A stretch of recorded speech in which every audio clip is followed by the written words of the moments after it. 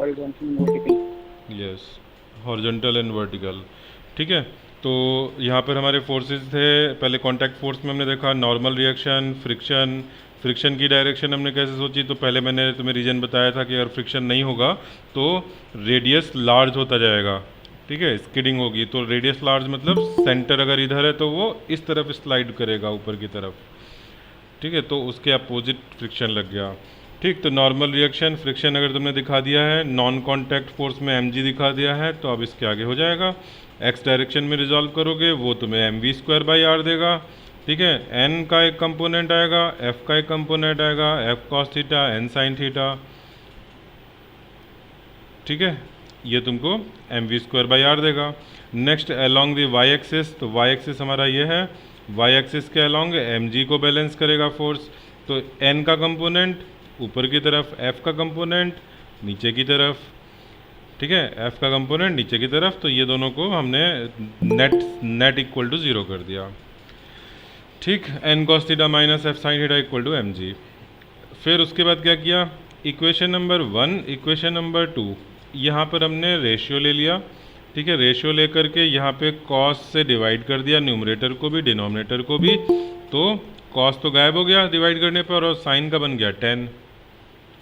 ठीक, इस तरह से हुआ था। फिर हमारा ये ultimately v square by r g equal to एक एक्सप्रेशन आया, यहाँ से हमें वी निकालना था।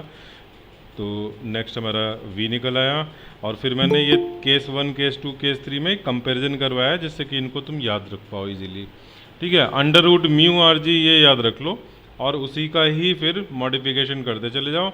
अगर फ्रिक्शन है तो म्यू रहेगा, फ्रिक्शन अगर की बजाय ओनली बैंकिंग है तो म्यू की जगह पे ओनली टेन थीटा रहेगा, और दोनों चीज़ प्रेजेंट है तो टेन थीटा प्लस फाइव दोनों एंगल ऐड हो जाएंगे। ठीक है, नेक्स्ट हम लोग आगे बढ़ते हैं। फिर ये हमने वो किया था जो वेल ऑफ डेथ। ठीक है, वहाँ पर हमें क्या करना था, फ्री बॉडी डायग्राम बनाना है। फ्री बॉडी डायग्राम में सेंटर की तरफ जो फोर्स होगा वो उसको सेंट्रीपिटल फोर्स प्रोवाइड करेगा। इसी को हम अगर reference frame of the car अगर देखें या बाइक जो है उसके रेफरेंस फ्रेम में देखें, तो वहाँ पर अपने फ्रेम में वो स्टेशनरी होता है, एक्सेलरेशन जीरो होता है, लेकिन वहाँ पर सीडो फोर्स लग जाता है जिसका नाम क्या है, सेंट्रीफ्यूगल फोर्स। ठीक है, तो सेंट्रीफ्यूगल फोर्स और ये नॉर्मल रिएक्शन कैंसिल आउट होकर के बैलेंस जीरो कर देते हैं अगर हम कार के रेफरेंस फ्रेम में देख रहे हैं। तो ऐसे एक्सप्लेनेशन हो गया, इक्वेशन वही बनी, इक्वेशन में कोई फ़र्क नहीं है। ठीक है, फिर टिल्टिंग ऑफ ए साइकिल में क्या हुआ था, इसमें हम लोगों ने, इसमें मैं सेकंड केस लेता हूँ जो ज़्यादा इंपॉर्टेंट है, इसमें एंगल कितने से हम टिल्ट करें ये निकालना होता है। ठीक है, सेकंड केस, तो यहाँ पर हमें एंगल ऑफ टिल्ट निकालना है फॉर अ गिवन वेलोसिटी, कि हम इतनी वेलोसिटी से इतने रेडियस के टर्न पर जाना चाह रहे हैं तो कितना टिल्ट करें। तो हमने जो रिएक्शन आर है उसको रिजॉल्व किया, R cos theta R sine theta, m g नीचे की तरफ लग रहा है। तो आर साइन थीटा ने क्या प्रोवाइड किया, सेंटर की तरफ m we square by r provide किया, और आर कॉस थीटा ने एम जी को बैलेंस किया। तो ये दो इक्वेशन हो गई, डिवाइड किया, टेन थीटा आ गया। और फॉर्मूला बिल्कुल वैसा ही बन रहा है, अगर तुम यहाँ से देखो v equal to under root r g tan theta. ठीक है, तो ये टेन थीटा और v का रिलेशन जो हमने पहले याद किया था वही रिलेशन है। हाँ, अब इसके बाद हम लोग कर रहे हैं वर्क पावर एनर्जी। इसमें हमने क्या किया था, हमने डेफिनेशन देखी थी वर्क की, कि एफ डॉट एस डेफिनेशन थी, लेकिन ये तो बहुत स्पेशल केस में है। क्या जम्पशन है कि फोर्स कांस्टेंट है, तभी हम एफ डॉट एस लिख सकते हैं। अगर during this displacement force variable है तो हमें एक बहुत स्मॉल डिस्प्लेसमेंट के लिए लेना होता है फोर्स, तो हम उस स्मॉल डिस्प्लेसमेंट डी आर जिसमें एफ लिया उसको इंटीग्रेट किया। ठीक है, इंटीग्रेशन से भी हमने करके देखा था कि कैसे होगा। ठीक है, यहाँ मैंने थोड़ा सा जनरल चीज़ वर्क करी है जिस पे कि क्वेश्चन अभी स्कूल एग्ज़ाम में चांसेस बहुत कम है कि आए, कि इतना 3D में एफ़ तुम्हारा आई जे के कंपोनेंट और डी आर भी आई जे के कंपोनेंट, बट मैंने जनरल दिखा दिया था कि अगर आ जाए तो करना क्या है। ठीक है, आ जाए तो इस तरह से तुम एक्स लिखोगे, इस तरह से एफ डॉट डी एक्स लिखोगे, और फिर उसको इंटीग्रेट करोगे तो तुम्हारा एफ एक्स डी एक्स का अलग integration, f y d y का अलग integration, f z d z का अलग इंटीग्रेशन। ठीक है, लिमिट तुम्हारी x one x two y one y two z one z two जैसे भी रिक्वायर्ड होगी तुम वहाँ पे लगा दोगे। ठीक है, अब इस चीज़ पर मैं ज़्यादा चीज़ें जब जेई की क्लास करूँगा तब बताऊँगा। ठीक है, अभी हमारे स्कूल लेवल एग्ज़ाम में 3D का वर्क डन नहीं पूछा जाएगा।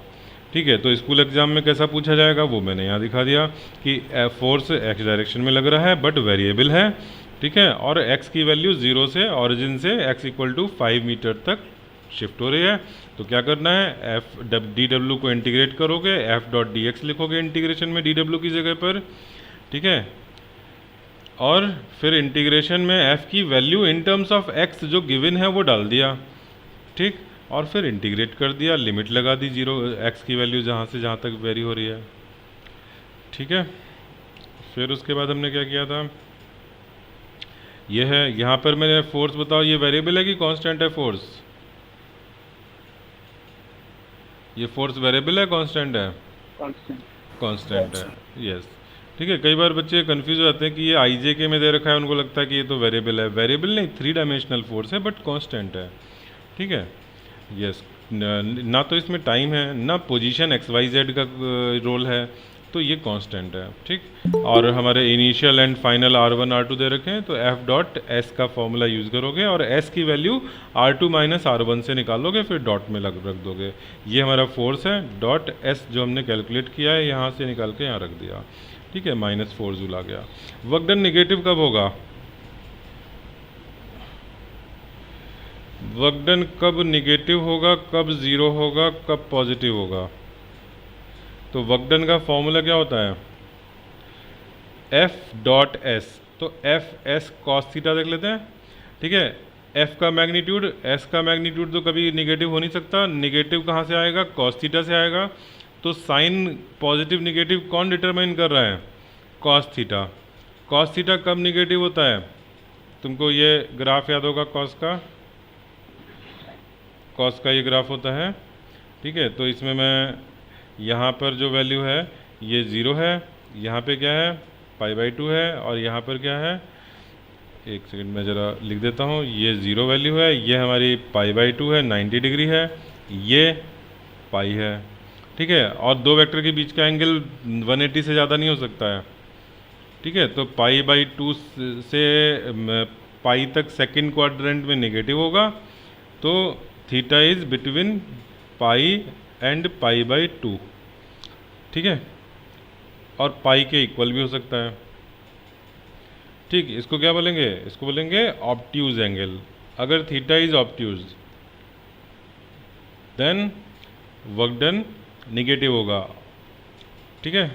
ऑब्ट्यूज में डायग्राम कैसा बनेगा, ऑब्ट्यूज में डायग्राम ऐसा बनेगा कि ये तो मान लो एफ है और डिस्प्लेसमेंट एस, यहाँ पर तुम कितना भी,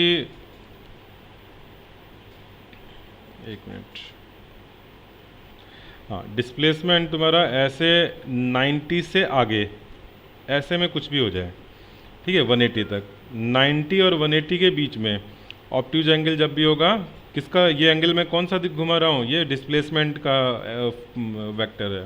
तो डिस्प्लेसमेंट अगर एफ से इस तरफ हो गया तो निगेटिव, और 90 डिग्री से इधर हो गया तो पॉजिटिव, एक्यूट एंगल हो गया तो पॉजिटिव, और एग्जैक्टली 90 डिग्री है तो 0, ठीक है। ये वेक्टर जो मैं जो मूव करा रहा हूँ, दिस वेक्टर इज डिस्प्लेसमेंट, ठीक है, डिस्प्लेसमेंट वेक्टर है जिसको मैं मूव करा रहा हूँ। तो डिस्प्लेसमेंट अगर 0 पर है तो बहुत ही बढ़िया, cos 0 1 हो गया, ठीक है। तो F इंटू एस हो गया, सीधा सीधा फॉर्मूला 9th क्लास वाला, फोर्स इंटू डिस्प्लेसमेंट 0 डिग्री पर, 0 से बढ़ाते चले गए तो cos थीटा लेस देन 1 होता चला गया, ठीक है। cos थीटा बट पॉजिटिव है, और 90 पे ले गए 0 हो गया, ठीक है, और उसके आगे गए तो निगेटिव हो गया, ठीक।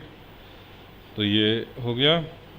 नेक्स्ट 0 कब होगा, जब theta is equal to 90 degree होगा, और पॉजिटिव कब होगा, जब थीटा बिटवीन 0 एंड π/2 होगा, ठीक है। इसमें ध्यान दो कि मैंने पाई के साथ यहाँ इक्वलिटी लगाई है, π/2 के साथ इक्वलिटी नहीं लगाई, π/2 के साथ यहाँ भी इक्वलिटी नहीं लगाई है, ओनली लेस देन है, इक्वलिटी यहाँ पर है π/2 के साथ, ठीक है। और 0 के साथ इक्वलिटी ले ली है, और इधर पाई के साथ भी इक्वलिटी ले ली है, क्योंकि पाई पर cos थीटा -1 होता है, तो निगेटिव रखना है, तो यस इक्वल टू भी चलेगा, 0 पर भी इक्वल टू चलेगा, लेकिन यहाँ इक्वल नहीं लगेगा क्योंकि वो यहाँ आ गया केस, ठीक है।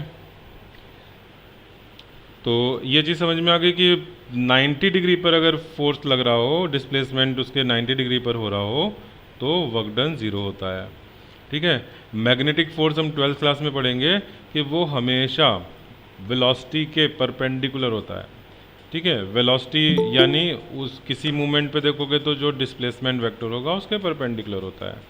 ठीक है, एक छोटे सा टाइम पीरियड में अगर डिस्प्लेसमेंट देखा जाए तो उसके परपेंडिकुलर होगा force. Always force is perpendicular to velocity. तो मैग्नेटिक फोर्स कभी भी वर्क नहीं कर पाता है। ठीक है, वो पार्टिकल पर वर्क नहीं कर पाता, तो वर्क एनर्जी थ्योरम के अकॉर्डिंग काइनेटिक एनर्जी चेंज नहीं करा पाएगा। समझ में आया? वर्क एनर्जी थ्योरम हम लोगों ने करी थी, total work done is equal to change in kinetic energy. अगर कोई फोर्स ऐसा है कि जो वर्क ही नहीं कर सकता, ठीक है, ऐसा फोर्स है, तो वो काइनेटिक एनर्जी कभी चेंज नहीं करा सकता। तो याद रखना कि मैग्नेटिक फोर्स कभी भी काइनेटिक एनर्जी चेंज नहीं करा सकता है। ठीक है, चलो आगे बढ़ते हैं। तो और ये पॉजिटिव वाला तो समझ में आ ही गया होगा। नेक्स्ट हमने क्या किया, ग्राफ से। तो ग्राफ में हमें वर्क डन कैसे मिलता है, फोर्स वर्सेस डिस्प्लेसमेंट का ग्राफ होना चाहिए। ठीक है, कोई और ग्राफ होगा, फोर्स वर्सेस टाइम होगा तो नहीं होगा। ठीक है, तब ये वर्क नहीं मिलेगा। लेकिन बताओ, तुम्हें ऑलरेडी पता है फोर्स वर्सेस टाइम का एरिया क्या रिप्रेजेंट करता है। ये एरिया क्या रिप्रेजेंट करेगा,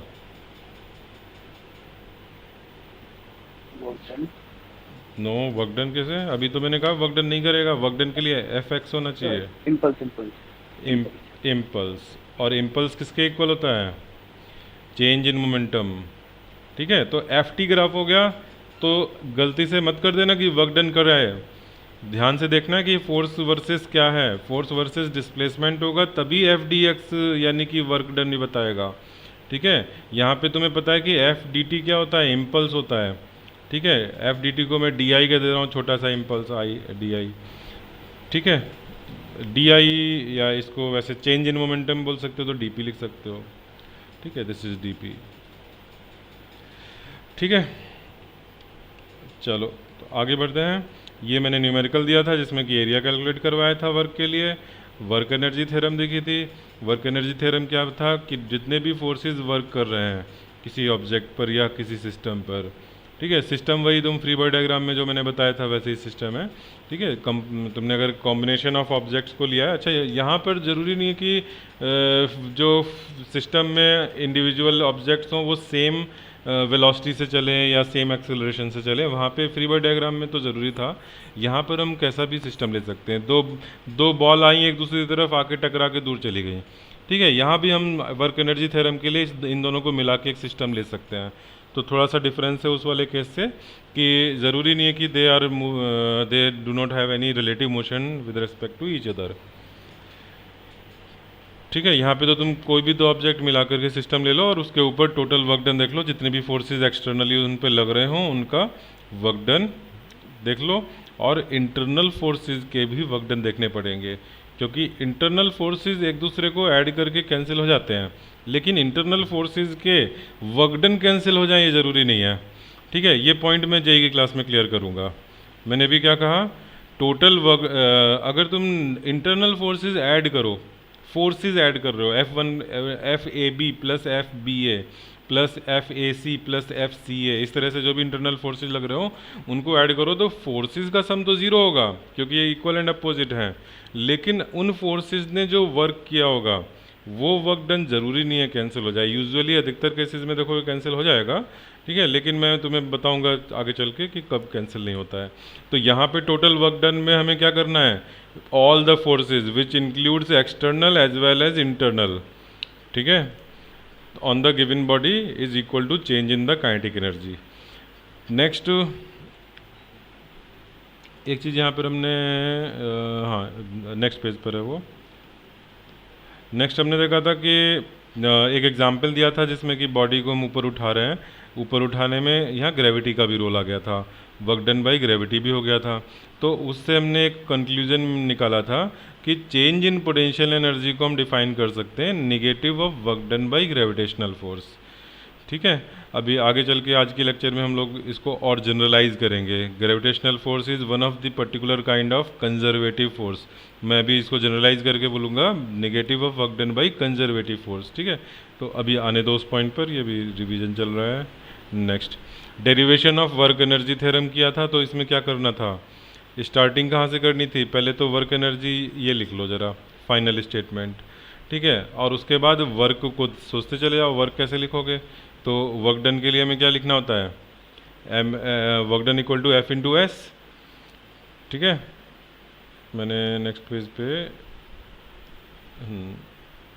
ये यहाँ से सोचो तुम, वर्क डन तुम एफ इंटू डी एस लिखा इंटीग्रेशन, फिर एफ को क्या लिखा, एम इंटू वी लिखा। ठीक है, सॉरी एम इंटू ए लिखोगे, और ए को V D V by D S कर दो, तो एम इंटू ए इंटू ये वाला डी एस कैंसिल हो गया, एम वी डी वी का इंटीग्रेशन कर दिया। ठीक है, यहाँ पे तुम ऐसा भी कर सकते हो, इसके बजाय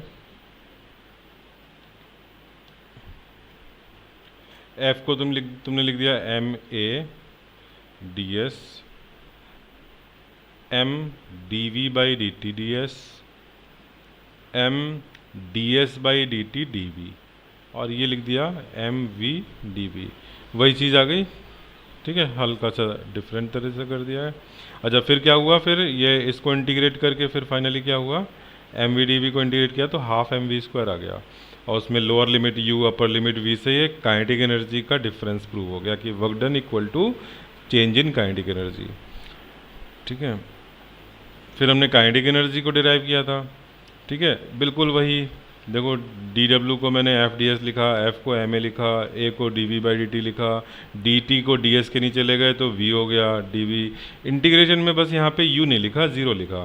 ठीक है, ज़ीरो टू वी, तो ये M we square by two हो गया, और हमने कहा कि ये जो वर्क डन हुआ उसने उसकी काइनेटिक एनर्जी इंक्रीज़ करा दी, तो ये काइनेटिक एनर्जी का फॉर्मूला हो गया। और इनिशियल काइनेटिक एनर्जी ज़ीरो कर दी क्योंकि एट रेस्ट था, तो के फाइनल जिसको कि हमने के लिख दिया, और v फाइनल वेलोसिटी इसमें डाल दी, तो हाफ एम वी स्क्वायर। तो this is the expression of kinetic energy. चलो ये हो गया, एंड अब हमारा आज का लेक्चर शुरू होगा।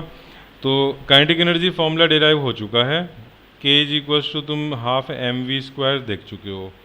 अब अगर मैं ये कहूँ कि बताओ, एक कार है, ठीक है, इस कार का मोमेंटम डबल कर दिया, 2p कर दिया, तो बताओ इसकी काइनेटिक एनर्जी पे क्या इफेक्ट पड़ेगा।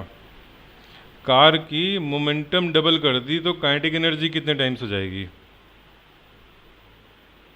क्या करोगे। अगर मैं तुम्हें वेलोसिटी देता तब तो तुम सीधे से देख लेते, फॉर्मूले में वेलोसिटी दिख रहा है।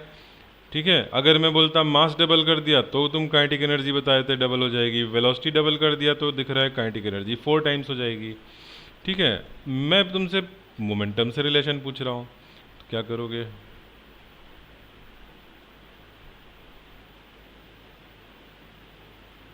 So 4 times. ओके, कैसे सोचा। So क्योंकि k equals to p square upon 2m होता है, मतलब। Okay, very good. तो ये फॉर्मूला तो अभी हमने देखा नहीं, तो अब तुम मुझे बताओ कि ये फॉर्मूला कहाँ से आया। सही पढ़ा हुआ है सब डेरिवेशन। नहीं ऐसे मत बोलो, पढ़ा हुआ है तुम, यहाँ तुम्हारे सामने फॉर्मूला लिखा है उसका यूज़ करो।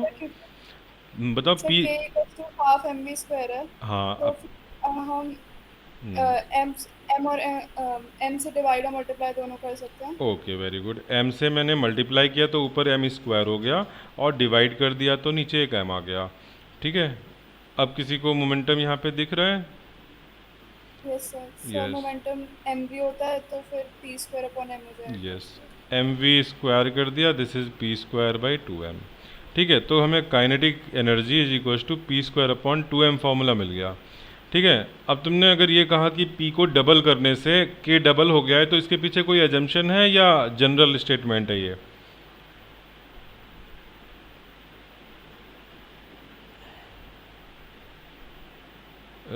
p को डबल करने से k 4 टाइम्स हो गया इस फॉर्मूले के अकॉर्डिंग। तो मैं ये कह रहा हूँ कि this implies k is proportional to p square. तो यहाँ पर कुछ एजम्पशन है या हम जनरल कह सकते हैं कि दिस इज ऑलवेज ट्रू।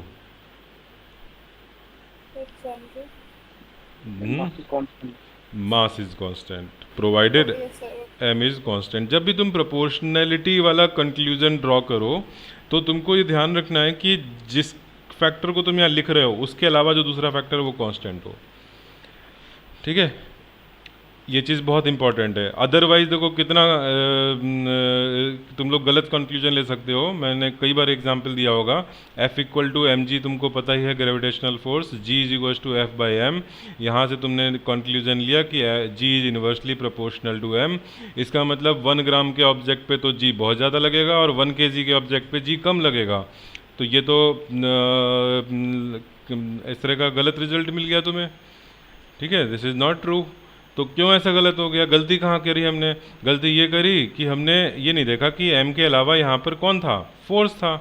तो फोर्स को हमने इंश्योर किया गया कि f कांस्टेंट है। तो अगर तुम मास चेंज करोगे तो f चेंज हो जाएगा। प्रैक्टिकली जो एग्जांपल लोगे, तुमने एक 1 ग्राम का ऑब्जेक्ट लिया, एक 1 kg का ऑब्जेक्ट लिया, दोनों पर ग्रेविटेशनल फोर्स थोड़ी ना सेम होगा। जब ये सेम नहीं होगा तो ये कंक्लूजन रॉन्ग है। लेकिन अगर मान लो हम कोई ऐसी सिचुएशन क्रिएट करें जिसमें कि फोर्स कांस्टेंट हो जाए, तब ये कंक्लूजन ट्रू है उस समय। ठीक है, मान लो तुम ऐसा कर रहे हो कि तुम एक्सपेरिमेंट के लिए, एक बार एक्सपेरिमेंट तुमने अर्थ पे किया, एक बार मून पे किया, एक बार जुपिटर पे किया। ठीक है, और तुमने अलग अलग मासेज ऐसे लिए कि उन मासेज पर ये फोर्स कांस्टेंट था। मान लो कि तीनों जगह पर हमने 1 न्यूटन का फोर्स ग्रेविटी का क्रिएट किया है using different kind of masses. ठीक है, उस केस में तुम कह सकते हो यस कि G is inversely proportional to M। ठीक है, जहाँ पे मास कम लिया है वहाँ G ज़्यादा है, क्योंकि हम सेम फोर्स की बात कर रहे हैं। बट तुम्हें कॉन्टेक्स्ट भी देखना पड़ेगा कि ऐसा कॉन्टेक्स्ट तो जब तक क्वेश्चन में मेंशन नहीं हो तब तक हमें नहीं एज्यूम करना है। हमें यही करना है एज्यूम कि मास कांस्टेंट है। ठीक है, फोर्स वेरिएबल होगा, मास कांस्टेंट होगा। ठीक, तो ये मैं बहुत बार ऑलरेडी बता चुका हूँ और आगे भी बताता रहूँगा, क्योंकि तुम लोग ये मिस्टेक करते रहते हो कंटिन्यूसली कि प्रोपोर्शनैलिटी का तुम वो मतलब कंक्लूजन जो है गलत ले लेते हो। चलो ठीक है, अब आगे बढ़ते हैं नेक्स्ट पेज पर। ये तो हमने कल न्यूमेरिकल किया था, वो है ये। हाँ, ये दो तुम्हारे सामने मैं दे रहा हूँ ग्राफ, K वर्सेस V। बताओ, K है काइनेटिक एनर्जी, V है स्पीड। K को y एक्सिस पर दिखाना है और V को x एक्सिस पे दिखाना है। ग्राफ बना के बताओ। तो पैराबोला तो ओके, सब लोगों को समझ में आ रहा है? K versus V if M is constant. अच्छा, अगर मैं, चलो तुमने सही बोला, अभी मैं बना के भी दूसरे लोगों को कंफर्म कर दूंगा। एक और ग्राफ बनाना है। चलो मैं इसको, यहाँ नंबर नहीं दे रहा कुछ, एक ग्राफ और बनाना है, K versus V if P is constant. बना सकते हो?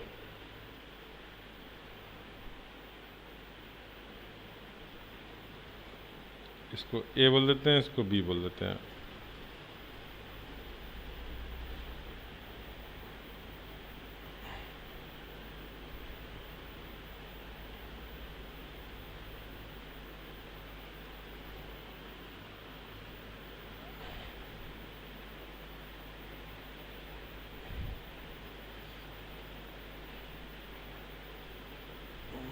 कौन कौन बना पा रहा है?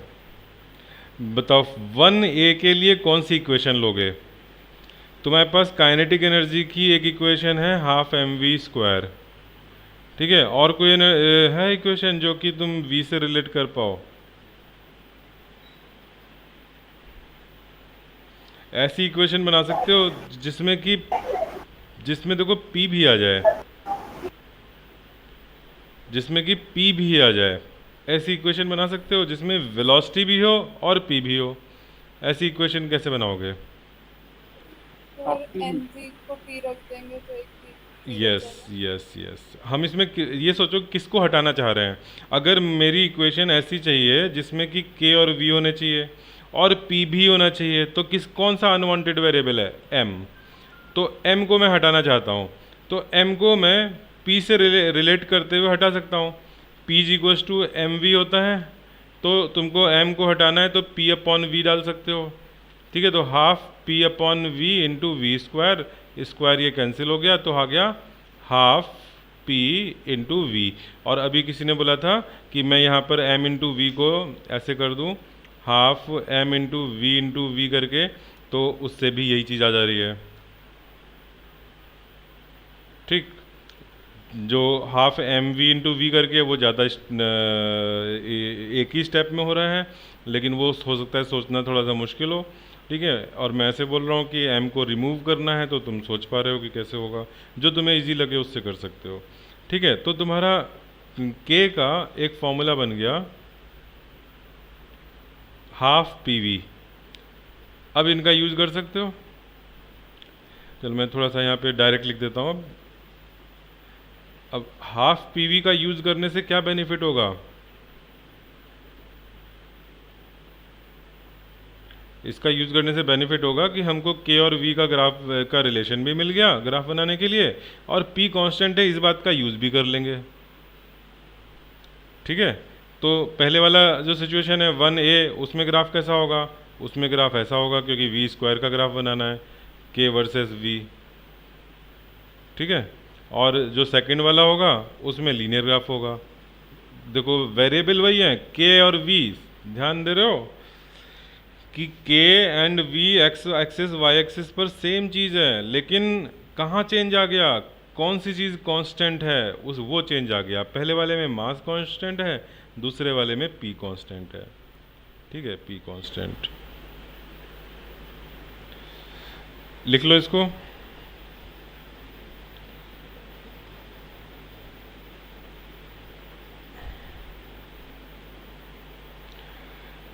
अब सेकंड के ए और बी बना के बताओ।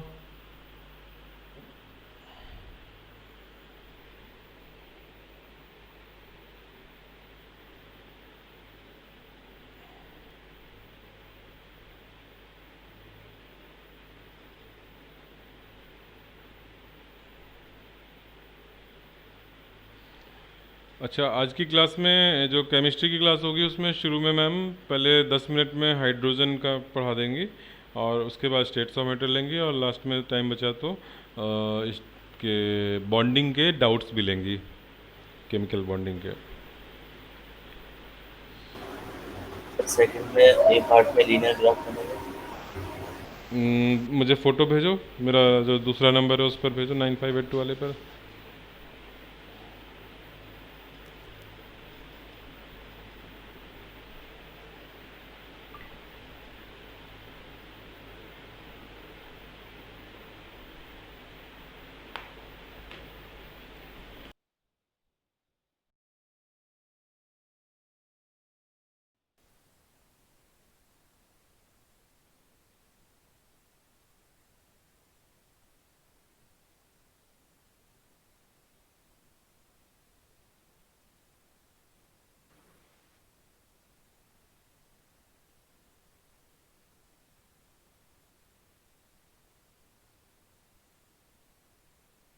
सर दूसरे का हाइपरबोला है क्या?